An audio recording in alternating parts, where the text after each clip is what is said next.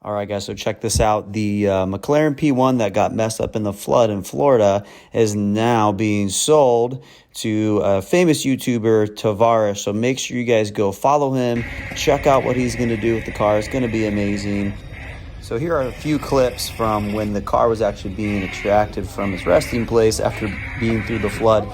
So just check it out. And yeah, what a sad sight. But hopefully Tavares does a great job restoring this thing, and we can follow along and see what he does. It's going to be awesome.